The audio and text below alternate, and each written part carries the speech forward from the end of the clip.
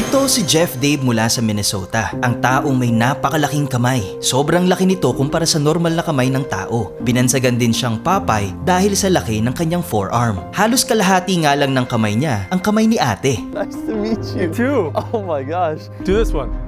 Sa sobrang laki ng kanyang singsing, kasya ang 2 daliri ng normal size na kamay ng tao. Hindi na nga makita ang coke na hawak niya. Natabunan na ito sa laki ng kamay niya. Kaya hindi rin nakapagtataka na tinahak niya ang larangan ng arm wrestling, kung saan naging kampiyon siya sa iba't ibang kompetisyon. Isa pa, mapapaisip ka rin talaga kung paano siya nagtatype sa kanyang cellphone. Ang lalaking ito naman ay tinaguriang long-thumbed guy. Kumpara sa isang normal na hinlalaki, makikita natin na sobrang haba ng sa kanya. Kaya raw niyang pahabain ang kanyang hinlalaki at ibalik ito sa normal size. Totoo kaya ito? Siya si Jacob Pena na taga Massachusetts. Base sa kanyang interview sa isang news channel, kinumpirma niyang totoong humahaba ang kanyang hinlalaki at nagagawa niya ito sa pamamagitan ng pag-dislocate ng joint sa kanyang hinlalaki upang mapahaba ito ng higit 5 inches. Ayon sa kanyang doktor, abnormal ito ngunit wala pa daw silang nakikitang medical kondisyon na sanhi nito. Samantala, kung kakaiba ang hinlalaki ni Jacob Pena, kakaiba rin ang laki ng kamay ng isang lalaki mula sa Minnesota na si Jeff Popeye Dave. Ang circumference ng kanyang kaliwang kamao ay higit sa 17 inches, habang ang kanyang ring finger ay may 5 inches na circumference. Ngunit ang talagang nakamamangha ay ang laki ng kanyang kaliwang braso o forearm na umaabot ang circumference ng nasa 19 to 20 inches. Ayon kay Dave, ipinanganak na siyang ganito.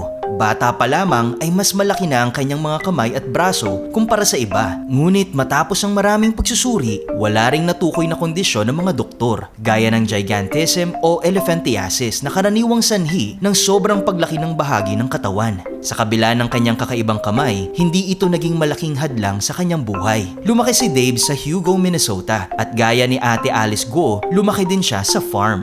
Ayon sa kanya, naging normal ang kanyang kabataan at bihira lamang makaranas ng bullying sa eskwelahan noon. Yun nga lang, may ilang hamon pa rin sa araw-araw na buhay, katulad ng paghahanap ng gloves na kasya sa kanyang malalaking kamay. At sa paggamit naman ng cellphone, mas gusto raw niyang gumamit ng flip phone kaysa smartphone dahil mas madali raw mag-type rito. Ngunit sa positive side naman, ang kakaibang laki ng kanyang kamay ang nagdala sa kanya sa larangan ng arm wrestling. Nagsimula siyang mag-arm wrestle noong 1981, senior year pa lang siya sa high school noon. Naging bahagi rin siya ng World Arm Wrestling League, kung saan nakipaglaban siya sa ilan sa pinakamahusay na arm wrestler sa mundo. At dahil sa kanyang karanasan at dedigasyon, nagawa rin niyang maging world champion matapos manalo sa International Federation of Arm Wrestling Grandmaster Tournament sa Florida. Gayunpaman, aminado siya na hindi lahat ng laban ay panalo, lalo na tumatanda na rin siya. Samantala, hindi lamang sport ang nagbibigay saya at inspirasyon sa kanya. Kasama niya sa bawat biyahe at kompetisyon ang kanyang asawa na si Gina at ang kanilang 3 anak na ni isa ay walang nagmana sa kondisyon niya. Sa ngayon, bukod sa arm wrestling ay mas nakikilala rin siya sa social media. Madalas siyang magbahagi ng videos ng kanyang mga laban at ng buhay sa farm, kasama ang kanilang mini horses at koi pond. Sa huli, ipinapakita ng kwento ni Jacob Pena at Jeff Dave na ang katawan ng tao ay hindi lang kakaiba, kundi puno ng posibilidad.